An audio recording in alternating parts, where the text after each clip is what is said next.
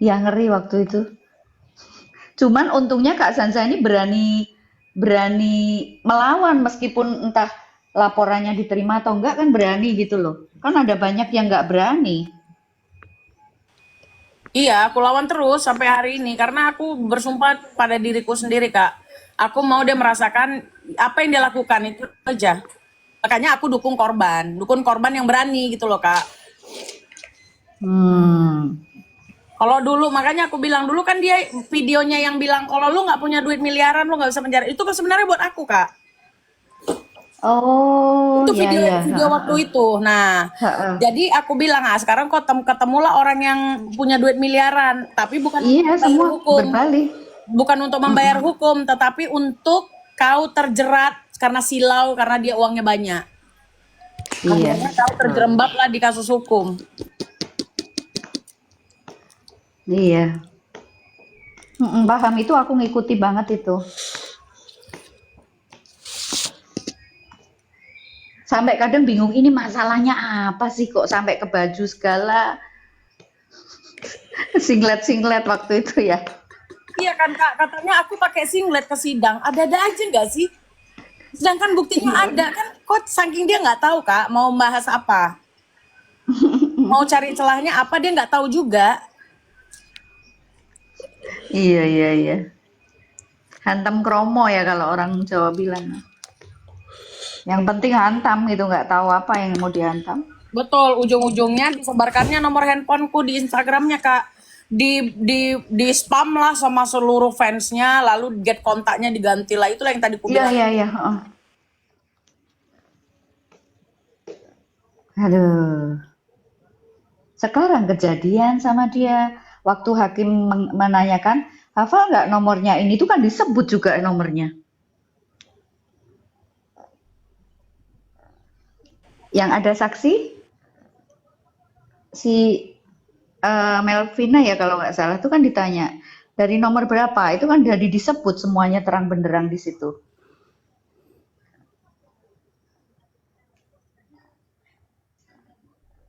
Iya. Mungkin ya kalau saya pikir itu kan dari Melvina itu kan nggak jadi tuh ya. Akhirnya cari siapa lagi nih target berikutnya. Iya karena berani. Muncullah DRG. Iya, karena kan nggak dapet kan. Dia bilang nggak kenal ya, padahal dia podcast loh. Yang di tempatnya DRG, yang dia pegang-pegang kakinya DRG. Iya. Itu Iya jejak kan? digital bro, jejak Ada digital. bahasanya, Kagak bisa ada lihat. bahasanya gini Bang.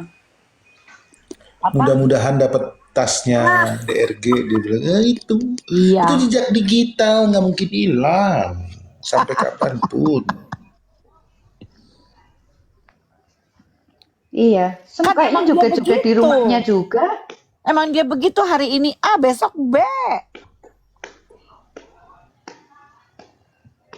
Katanya nggak pernah bohong. Itu bohong di sidang, padahal dia itu di atas Al-Quran. Coba, kalau misalnya orang bilang, kamu kenal Sarno nggak? Ya nggak kenal, karena Sarno banyak, bener nggak? Kalau dia kan udah Iya. kelihatan banget, dia kan jejak digitalnya kelihatan di bawah kakinya, pegang apa di bawah kakinya pegang, tangannya pegang-pegang kaki. Itu sudah ada, kok dibilang dia nggak kenal coba. Itu kan bohong tuh, padahal dia sudah disumpah di atas Al-Quran tuh. Tapi ya Bang, saya tuh jadi berpikir begini. Mungkin dia orang kita melihat dia bohong, tapi saya tuh malah berpikir mungkin kalau di psikolog, saya nggak tahu ya, kan ada tuh orang dengan beberapa kepribadian tuh ya. Apa mungkin ada satu masalah di ini sehingga dia juga jadi bukan karena dia memang jadi kayak ada beberapa pribadi gitu loh. Bu, kalau saya tanggap sih lebih ke tuntutan hidup sih ya. Apa ya? Hmm, Ya lingkungannya kan istilahnya ya dia tuh nggak mau hidup di bawah lah gitu. ya ya ya. Enggak Kak, ada Apalagi kayak dua kepribadian Kak. ya mungkin kemungkinan Gimana? bipolar ada kemungkinan. Gimana Kak Sansa? Kadang dia Dua DM, kepribadian. ya dia DM, kamu jangan balasin. Dia bilang Isa Jegal lah, dulu memang mereka nyerang aku juga kan kak. Ya, Kamu jangan balasin mereka ya, nanti biar akun Sailor Moon aja yang balas gitu kan. heeh. Nah terus Baik, besoknya heeh. entah angin apa, nggak ada angin nggak ada hujan, dia langsung bilang, gua nggak suka lu deket-deket Kak Fit. Astaga, apa ini lagi Iya, gila sumpah. makanya menurut saya sih, saya curiga ya, ada sesuatu di kejiwaannya. Jadi mungkin loh ya, mungkin saya nggak menuduh juga. Sebab Mm-mm. kadang dia baik banget, kadang dia jahat banget, kadang dia begitu. Jadi berubahnya tuh cepet banget gitu loh Kak. Kayak saya ngikutin lama, ya itu detail Dia saya bisa cari di YouTube per lembut banget, partnya. lembut Mm-mm. banget. Mungkin dia nggak bohong, mungkin pada saat itu kejiwaannya memang lagi begitu, tapi nggak tahu juga ya. Karena kalau disimpulkan dia jahat, nggak juga, karena banyak juga kebaikan yang dia bikin, gitu. Tapi Tapi kalau semua dianggap baik, nggak. dipromosikan, Bunda. Bunda, Em, semuanya itu disorot kamera, Bunda. Disorot kamera. Makanya Bunda nah, tahu kan, bener nggak? Iya, makanya ada jejak digital. Dia lupa kalau ada jejak digital gitu. tapi ada juga yang nggak di kamera, ada juga bang yang baru terkuak sekarang seperti dia. No, saya netral ya, nolong orang waktu si kawannya ini nggak ada yang nolong, dia kasih uang kontrakan. Itu memang dulu nggak terpublish sih, gitu. Baru tersorot sekarang ini dia ngomong. Itu artis juga ya yang ini. Itu video sama siapa? Kak Fitri itu. Iya, itu video call sama Kak Fitri terus sama aku. Nah, ini dia waktu yang dia bilang dia sakit. Hmm, Itu diserang ya. Iya, di sana. Kak Fitri tuh banyak banget bukti. Kami tuh banyak banget bukti loh, tanpa harus bilang A1. Heeh, tapi mereka kayak lebih tahu Kak. Waktu kita bilang, padahal ini orang-orang ada yang ngomong, A0,5. orang-orang yang ngomong hari ini itu nggak ada dulu Kak. Nah, kalau kita Iya. nunjuk bukti-bukti langsung bilang urusannya apa? Urusannya biar kalian sadar.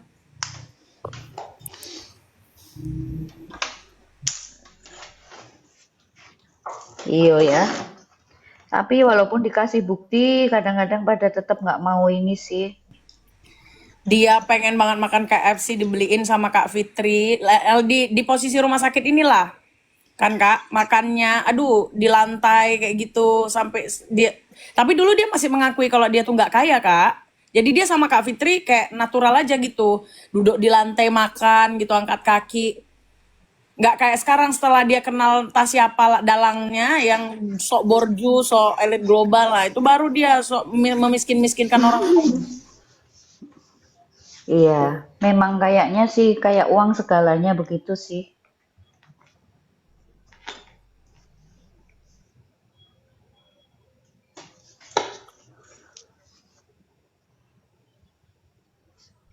Iya, kayaknya ya kemungkinan ya gampang juga disetir gitu.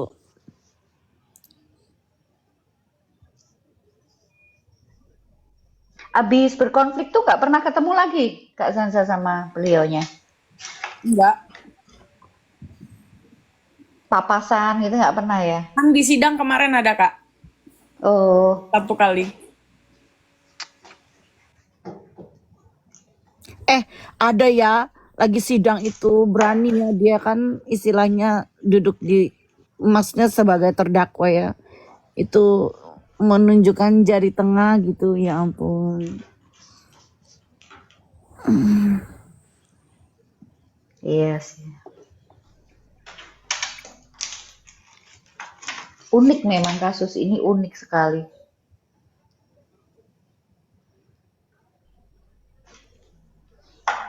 Saya tuh sempat waktu kasus sama Bunda Korla itu, waktu Bunda Korlanya sakit hati banget terus dia berucap itu memang getar di hati. Ih bahaya banget ini doanya.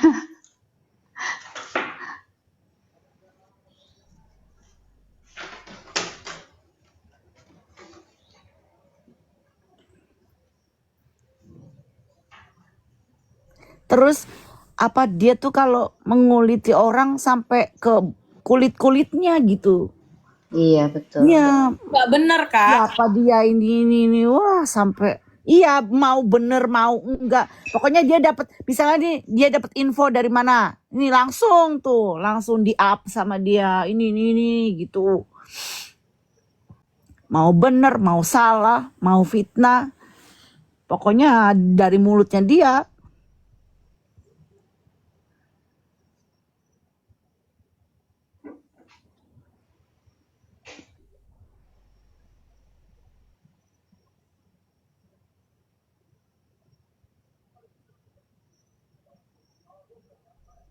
Apalah itu tuh. Ica, lu parkun ya, Cak?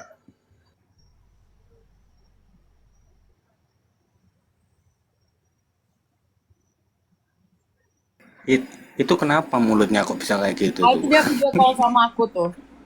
Dia lagi di apa namanya tuh? Treatment rambutnya Udah kali. keluar itu kak.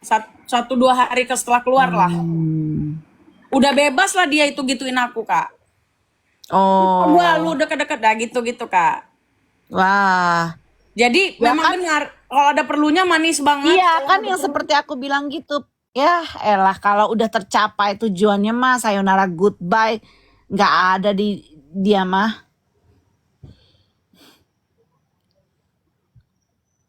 Kasansa, itu kan ada rumor yang mengatakan Kasansa katanya mau pinjam kepada dia.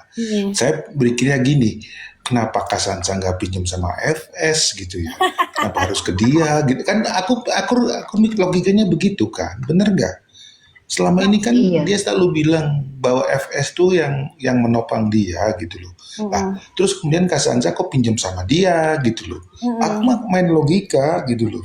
Sedangkan aku nggak punya nomor dia bang. Makanya itu aku pakai lagi gini. Kasansa deket sama FS ya kan. Terus Kasansa juga tahu bahwa dia juga dulu ditopang sama FS gitu loh. Betul. Kok pinjamnya sama dia? Nah makanya Aku main logika aja waktu itu. betul.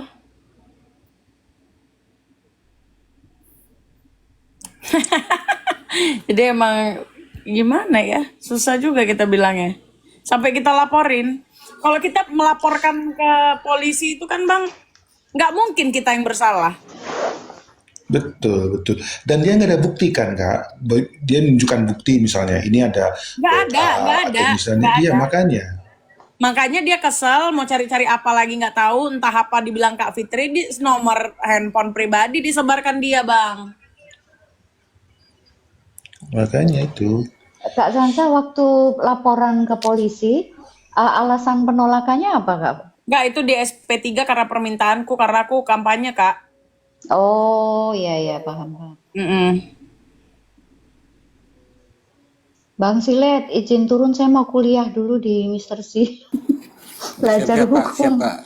Oke, thank Siap, Kak. you. Mari, selamat malam. Selamat malam. Selamat malam, Kak. Ya sama ya, saya juga turun. Terima kasih banyak sudah naikin. Kasansa terima kasih Oke. sudah mau ngobrol. Selamat malam. Assalamualaikum warahmatullahi wabarakatuh. Waalaikumsalam Waalaikumsalam. warahmatullahi wabarakatuh. Gila ya, yang nobar ini betah kali loh, sumpah. Heran, apalah kalian nih. Dari Masih anjay.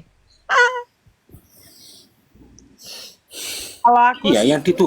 Ya Yang ditunggu apa ampun. gitu loh, heran aku. Harusnya mah bahas aja mereka, bahas dengan bahasan mereka sendiri ya. Ngapain juga coba, aduh ya Allah. itu semakin rame itu semakin di-record itu Kak Bang. Nontonin ya kan. Ya, Kayak gitu heran aku kadang-kadang. Kayak gitu dibilang nimbrung kan gila. Padahal mereka yang nimbrung.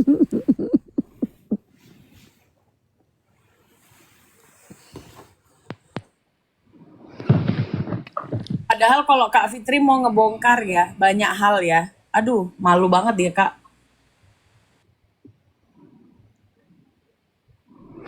Aku tuh kadang-kadang heran ya. Pertama, masalah pendukung dulu. Pendukung dia ini kan nggak semuanya yang tulus ya. Bahkan aku nggak ngeliat tuh ada pendukung yang benar-benar tulus, benar-benar pendukung yang benar-benar care sama Nikita Mirzani. Belum sampai saat ini. Sampai detik ini aku masih ngeliat pendukung-pendukungnya Nikita Mirzani itu semuanya punya tujuan masing-masing. Oki aja contoh. Mana dia? Nggak ada. Kepentingan Oki itu hanya pengen nyelamatin dirinya sendiri. Siapa lagi? Apalagi pendukung-pendukung yang sekarang, yang dikomal-komal. Ada nggak sih pendukung yang nggak segendang sepenarian dengan yang didukung? Ada nggak pendukung yang narasinya beda dengan narasi keluarganya NM? Ada nggak pendukung yang narasinya beda sama pengacaranya NM?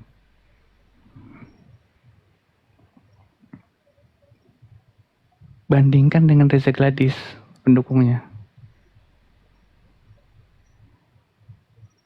Dari Reza Gladysnya, dari pengacaranya, sampai ke pendukungnya yang cuma ikut-ikutan, narasinya sama.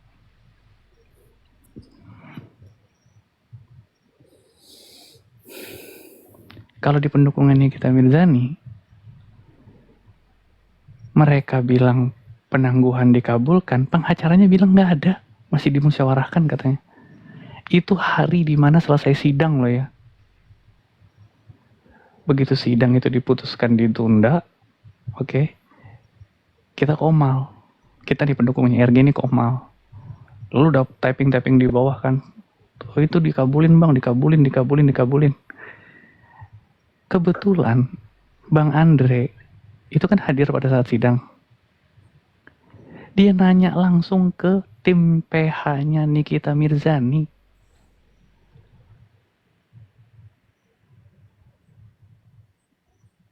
Di situ tim PH-nya itu abang yang satunya itu bukan Bang Fahmi ya, yang satunya. Iya ini masih dimusyawarahkan, kita belum dapat informasi apa-apa katanya. Tapi pendukungnya bilang sudah dikabulkan. Ajaib nggak? Ajaib banget bang. Kalian carikan deh. Di mana sih ada pendukung yang narasinya nggak sama dengan terdakwa maupun penasehat hukumnya maupun keluarganya terdakwa deh. Iya betul, padahal PH-nya juga nggak bilang apa-apa ya. Lalu pendukungnya yang sekarang ini ngapain? Maksudnya apa? Kalau aku ya, sebagai pendukung yang benar-benar tulus dari hati, aku kecewa dengan pendukung yang sekarang. Ngapain kalian? Kalian cuma numpang doang berarti. Nggak jelas tujuannya apa. Supportnya ke Nikmir itu apa. Ada nggak perwakilan pendukung itu yang datang ke rutan? Ngasih tahu kayak, ini loh teman-teman ini yang dikomal-komal ini begini, ada nggak? Nggak ada kan? Nggak ada bang. Nggak ada.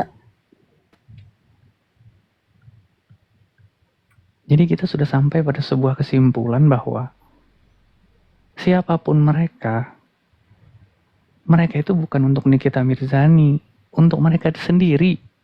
Ada yang cari followers, ada yang keranjang kuning, ada yang pengen hura-hura aja, ada yang pengen huru-huru.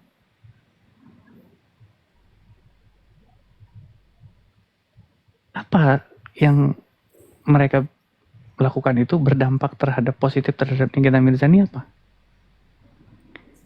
Betul. Nggak ada satupun yang mereka bisa counter di jalannya persidangan. Yang mereka ejek-ejek justru jaksa, hakim, berantem sama pendukung sebelah lawannya. ujung-ujungnya ke produk. Tapi nggak ada substansi perkaranya, mereka nggak bicarakan. Yang mereka bicarakan justru di luar itu semua. Masalah proses, eh, apa misalkan barang bukti lah.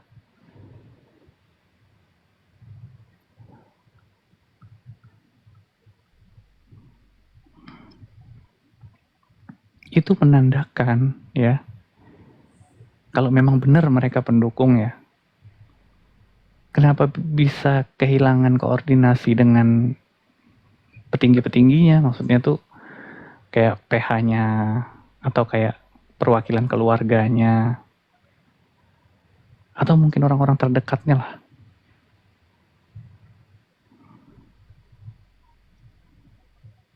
Kok informasi itu putus di tengah-tengah? Pertanyaannya, apakah timnya PH-nya Nikita Mirzani yang nggak memberi informasi, atau mereka sengaja memang nggak mau nyari ke sana? Berbeda dengan di kubunya Reza Gladys. Ketika berbicara skincare, narasumbernya ada. Oke. Bicara tentang hukum, ke PH-nya langsung, Bang Biring waktu itu.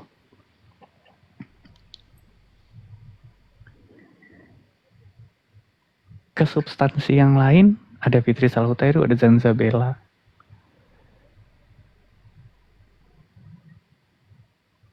Jadi kalau pendukung ini aneh yang dikatakan pendukung ya, nih, yang memang benar tulus tuh yang mana sih? Nah kalaupun ada, mereka berarti gelisah tuh sama yang sekarang.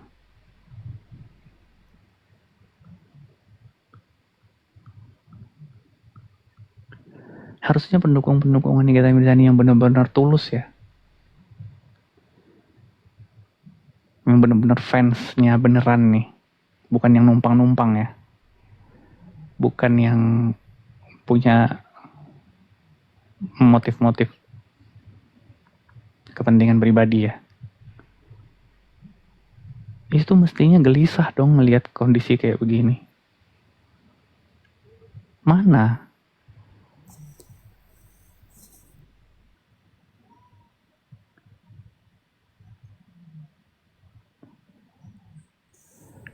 Coba Ya perhatikan. kepan Ini perhatikan ya. Waktu Reza Gladys datang ke persidangan, malamnya kita buka Komal. Kita nggak ngundang. Kita nggak minta dia hadir. Kita nggak ngundang pokoknya.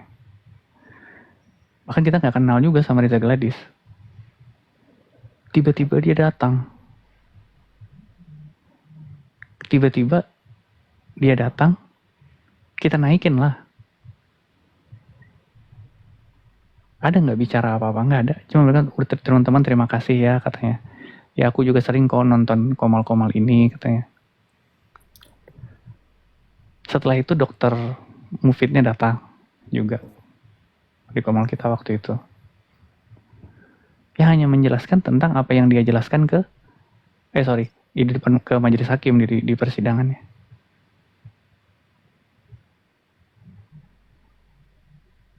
Artinya kita nggak pernah kehilangan informasi ya. Kita nggak pernah koordinasi, nggak pernah. Tapi informasi itu setidaknya apa yang kami terima itu ya bisa kami pertanggungjawabkan.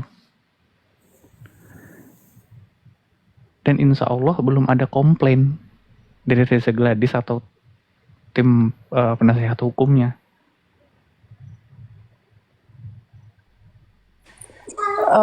Belum ada tuh yang bertentangan gitu maksudnya.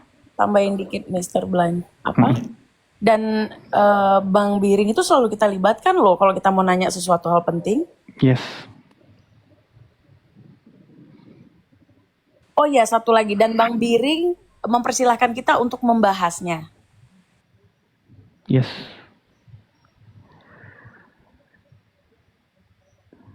Yang aku heran ya, kalau memang kami salah, ini kan kami ini kan juga tidak berkoordinasi ya Artinya tuh nggak ada isu yang mau kami angkat pun nggak ada. Yang narasi mau diangkat pun nggak ada. Pokoknya sidang, habis itu kita bahas, gitu doang kan. Ada narasi bengkok, kita luruskan. Ada narasi aneh, kita bantah. Ya kan? Tapi belum pernah ada satupun komplain ya kepada kami, kepada siapapun teman-teman kami lah. Bukan cuma kita-kita aja nih. Teman-teman kita juga lah. Yang dikomplainin atau minimal Dokter Rezanya kek atau siapalah penasihat hukumnya bikin VT yang membantah narasi kita tuh nggak ada, membantah argumentasi kita nggak ada. Tapi ketika di sebelah pendukungnya kok ada adiknya Nikita Mirzani membantah, nggak nyambung jadinya. Artinya pertanyaannya sederhana, kalian ini pergerakan kalian itu tujuannya untuk siapa? Kok keluarganya aja gerah? Kok keluarganya aja nggak mengiyakan loh? Coba kalian pikir deh, masa iya ada pendukung yang benar-benar militan lah ya, tapi bertentangan dengan orang yang didukung?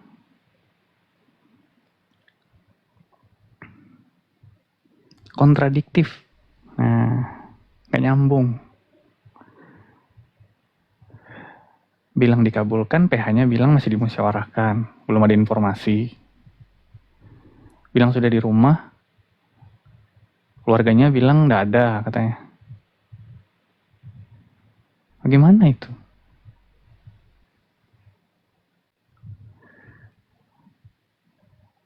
Coba deh, kita pikir secara nalar aja ya, secara logika aja. Kalau seorang pendukung yang benar tulus pengen sesuatu yang terbaik untuk yang didukungnya, pasti tuh lurus antara yang mendukung dengan yang didukung. Nggak ada perbuatannya yang merugikan yang didukung tuh nggak ada.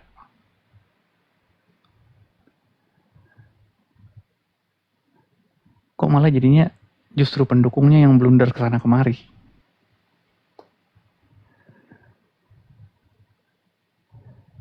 Aku mau kasih contoh. Mereka aja berantem sesama pendukung.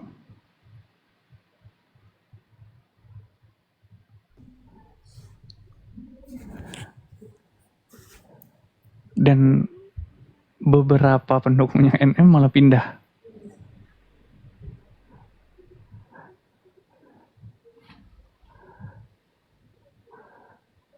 Ayo, kok bisa gitu?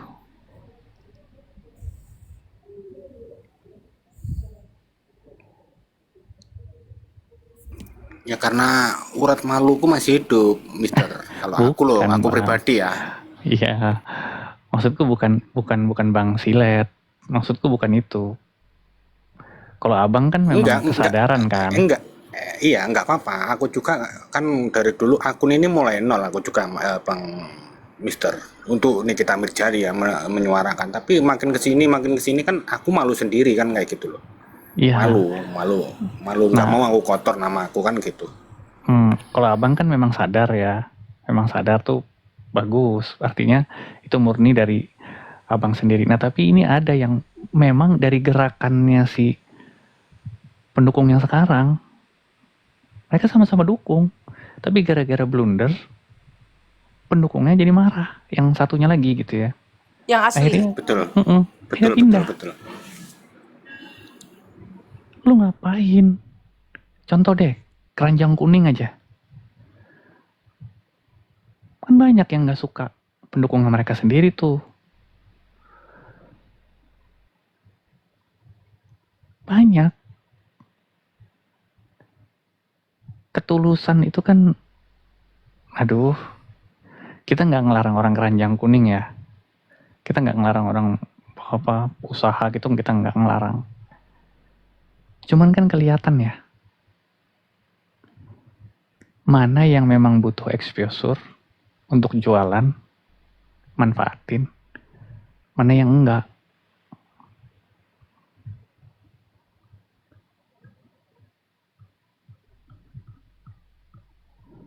Itu bisa dikatakan gini Bang, bisa dikatakan dia itu bersenang-senang di atas penderitaan orang nggak sih kalau Bener menurutku kayak banget, gitu ya.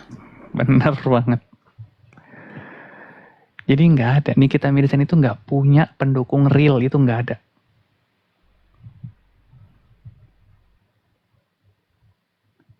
Semuanya nebeng, semuanya dompleng. Semuanya punya tujuan tertentu.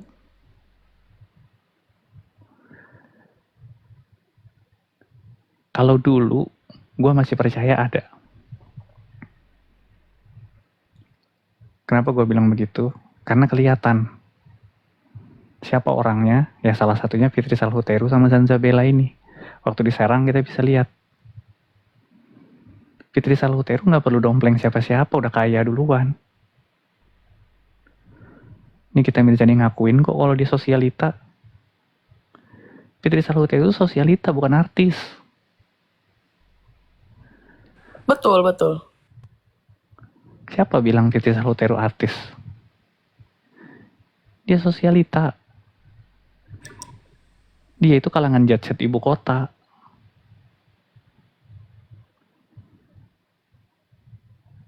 Kemudian ketika followersnya banyak, maka dia bertransformasi lah ya. Yang awalnya sosialita, kita kan kalau kita bicara sosial itu kan kesannya hedon ya. Ini public figure. Tambahan dikit Termasuk. aja, Mister. Mm-mm. Netizen ini nggak paham ya, pendukung dia itu. Kalau misalnya artis saja itu mencari sosialita untuk bisnis. Karena Yes. rata-rata sosialita itu kan punya bisnis ya. Punya jaringan lebih luas. Betul. Betul banget. Nah termasuk kayak Zanzabella juga influencer. Jadi lucu kalau orang yang memang sudah punya basic sendiri terus berteman dibilang dompleng, aneh itu. Itu baru bisa dikatakan dukungan yang benar, dukungan yang murni. Karena tanpa Nikita Mirzani pun mereka baik-baik aja. Followersnya nambah-nambah sendiri juga. Hidupnya berjalan normal juga. Beda ketika orang yang bukan siapa-siapa ngedukung, berarti kan ada tujuannya.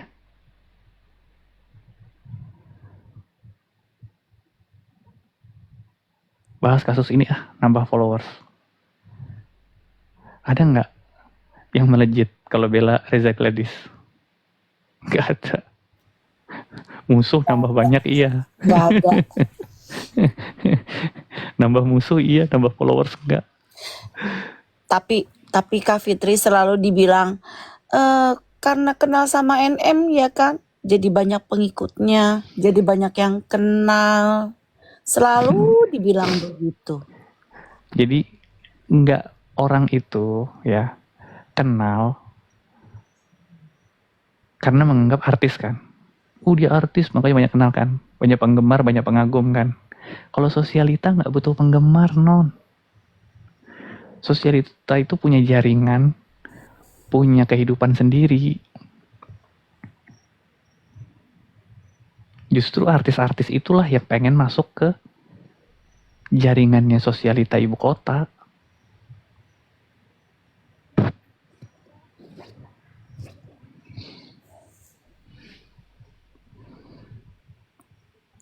Siapa? Iya. Mau main betul, film? betul. Iyalah. Iya betul, untuk mendapatkan endorse.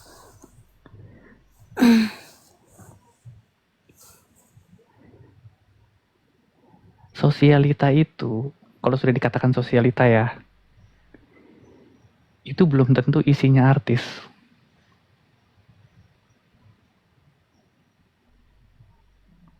Iya, Ibu-ibu pejabat. pengusaha, pejabat. Ibu-ibu pejabat, ibu-ibu pengusaha kalau lagi ngumpul. Artis pun minder. Iyalah, bajunya aja pakai desainer ternama. Kalau masih tas-tasmu masih, ya begitulah. Tapi kalau sudah sosialita lagi ngumpul, nah lu tahu tuh, istrinya bos Nah. ini, Oh, Makanya, istrinya pejabat ini. Artis makanya, minder. makanya NN sekarang kan bukan di IG-nya tuh bukan sebagai artis, pengusaha gitu. Ganti Karena profesi. apa? Udah nggak ada usaha. Mau masuk ke situ kan? Mau masuk ke... Hmm. Tapi mereka mau nggak berteman sama NM? Pertanyaannya kan itu. Sosialita itu, circle-nya mereka aja kompak ngejagain kredibilitasnya. Ini circle-nya misalkan ya, ini kita bicara sosialita nih. Circle-nya Zanzabella misalkan. Dengan circle-nya misalkan Ica misalkan. Itu kan nggak sama ya. Mereka beda, tapi mereka tahu sama tahu. Itu tuh mereka ngejaga tuh, di circle mereka sendiri tuh mereka ngejaga.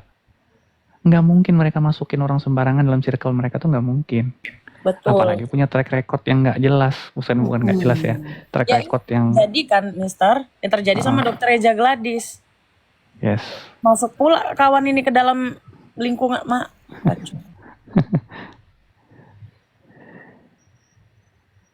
Jadi jaringannya itu bukan jaringan untuk main film, untuk dapat job tuh bukan. Mereka tuh sudah obrolannya udah beda.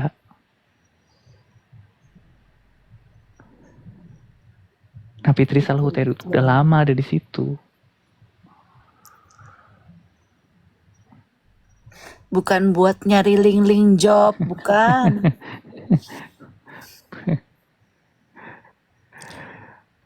Aku tuh pernah punya pengalaman ya, teman-teman. Aku pernah ketemu sama orang, ngobrol. Dia di Voci, Ferrari Owner Club Indonesia. Orangnya biasa, cuman dia menabung bertahun-tahun hanya untuk beli Ferrari supaya bisa masuk di Voci. Supaya dia bisa masuk di Ferrari Owner Club Indonesia. Ayo, dia nabung tuh bertahun-tahun, dia bilang. Saya itu bukan siapa-siapa bang, dia bilang. Tapi saya nabung bertahun-tahun sampai saya bisa beli Ferrari, itu pun bekas saya beli, dia bilang. Hanya untuk masuk ke situ. Karena apa? Karena orang yang di dalam situ bang, bukan orang sembarangan. Iya, prestisnya beda. Yang diobrolin itu bukan yang bahkan sampai ini dia pernah bilang begini, aku sampai kaget bang, sampai ketika mereka ngobrol tuh nggak sengaja mereka ngobrolin seseorang, ternyata yang diobrolin itu selebriti, pernah diajak liburan. Artis itu kalau di kalangan itu ya cuma diajak-ajak liburan aja, ya you know lah.